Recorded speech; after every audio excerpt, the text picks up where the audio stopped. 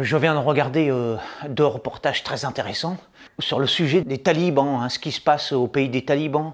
Bon, évidemment, la journaliste française était, comme on peut s'y attendre, assez orientée à gauche, féministe, et j'ai relevé des contradictions tellement évidentes que personne ne les relève, parce que tous ces mensonges auxquels on est habitué sont tellement ressassés qu'on ne les voit plus. Par exemple, la journaliste semblait totalement scandalisée que chez les talibans, les délinquants étaient châtiés en public.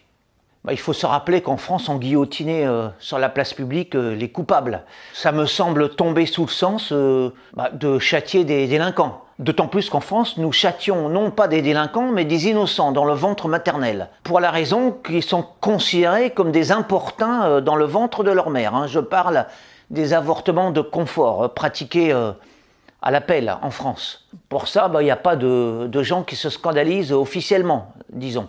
Et puis la journaliste disait que chez les talibans, les femmes avaient beaucoup de problèmes psychologiques liés au régime des talibans. Mais c'est oublié un peu vite que chez nous, les féministes ont d'énormes problèmes psychologiques et même psychiatriques lorsqu'elles affirment que même les hommes peuvent tomber enceints.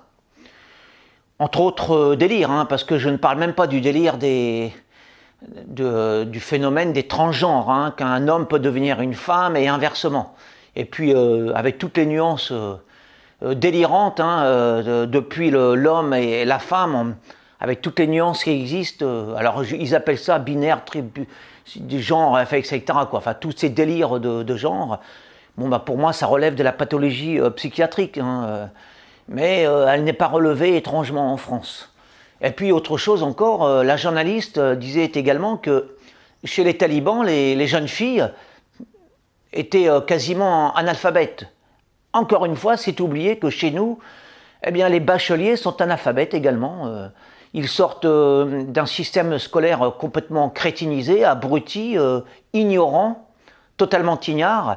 Ce sont des jeunes gens d'une vingtaine d'années, censés avoir obtenu leur bac, qui s'expriment avec un niveau de CP, qui ne savent pas s'exprimer à l'écrit, qui sont incapables d'aligner une ligne sans faire 8 à 10 fautes, etc., etc. Au moins, chez les talibans, il y a une structure forte, il n'y a pas d'obscénité, il n'y a pas de pornographie, il n'y a pas d'avortement, etc., etc. Alors je ne vois pas sur cette base-là, ce qu'on pourrait reprocher véritablement aux talibans. Alors, avant de voir la paille dans l'œil des autres, vous connaissez la formule.